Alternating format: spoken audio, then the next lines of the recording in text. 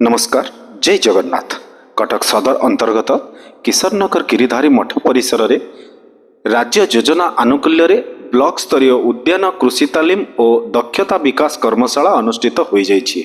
एही उपलक्षे ब्लॉक उद्यान कृषि सहकारी अधिकारिणी पद्मिनी बलंक पौरोहित और कृषिविद रघुनाथ चौधरी संयोजन आयोजित कर्मशाला रे कटक सदर लोकप्रिय विधायक इंजीनियर प्रकाश चंद्र सेठी, सदर आत्मा सभापति रमा प्रसाद विश्वाल समेत कृषि, मत्स्य, पशु संपद, मूर्तिका संरक्षण विभागर अधिकारी माने जोगदे कृषक और कृषिर उन्नति पई निज निजर मतामत उपस्थापना करथिले। एथिरे अन्यमानंक मध्यरे चित्तरंजन साहू, विमल पंडा, शुभेन्दु शेखर पंडा, समीर सेनापति, कितेन्द्र मित्र, रत्नाकर राउत, दीपू मंडल, प्रदीप्त दास प्रमुख बहु चाषी उपस्थित थिले।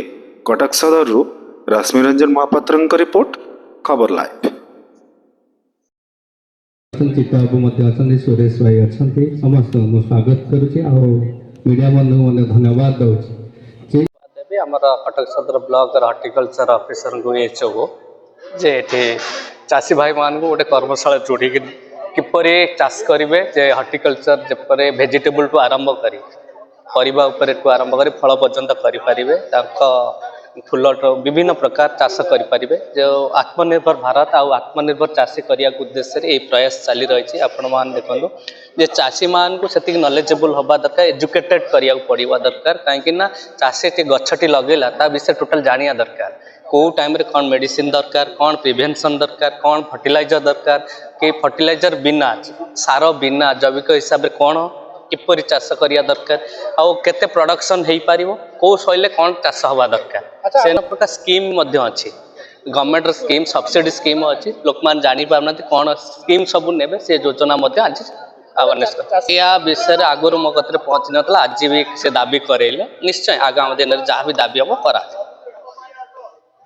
मना पद्मिनी बल सहकारी उद्यान कृषि अधिकारी कटक सदर। आमर यहाँ हूँ गोटे दिनिया कैपेसिटी बिल्डिंग आ वर्कशॉप रखा जाइए, ट्रेनिंग रखाई चाषी मान 100 चाषी मान ट्रेनिंग प्रोग्राम आयोजन कराइला। आर मुख्य उद्देश्य थिला आमर जो स्कीम रही खाली आम उद्यान कृषि नहीं, आम उद्यान कृषि कृषि आम वेटनारी फिशरी जेकोसी स्कीम रही से विषय केमी चाषी मैंने बहुत भाव में अवगत हो पारे, तार सब लाभवान लाभ उठे पारे। आउ ता छड़ा आउ कौन टेक्निकल नुआ जिनिस आम कृषि आसूची, आम जो कहते फार्म टू फील्ड आमे जहाँ फार्म रे आमर फील्ड फार्म रे आमर लैबोरेटरी रे होउची से गुडा केमती चाषी माने जानतो नुआ नुआ टेक्नोलॉजी ता साहाय्य रे से माने कि उत्पादन बढ़ाइबे। सेटा आमर मुख्य लक्ष्य आज कार्यक्रम रो।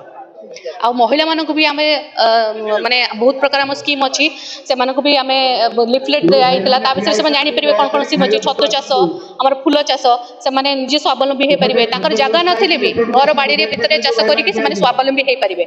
एवं खास करके जो आमर रही युव चाषी युवक माने से माने पाठ पढ़ी चाकरी खोजती से माने एग्रीकल्चर को भी गोटे एंटरप्रेन्योर भाव में नहीं पारे। आमर मुख्यमंत्री कृषि उद्योग योजना अंतर्गत विभिन्न प्रकार स्कीम रही 60 प्रकार स्कीम रही से माने अप्लाई करके 1 कोटी टंका पर्यंत भी से माने सब्सिडी मिल पार।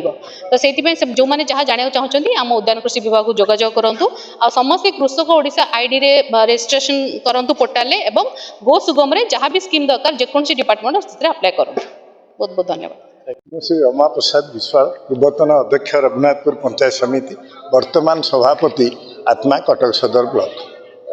जी जो आमर राज्य योजना आनुकूल्य रे जो तालीम शिविर है हॉर्टिकल्चर तालीम शिविर, से शिविर उद्देश्य हूँ जे चाषी मानकर केमिति आय द्विगुणित हम आ सरकार विभिन्न योजना जो अच्छी से योजना चाषी निकट में केमिति सुचारू रूपे पहुँची पार।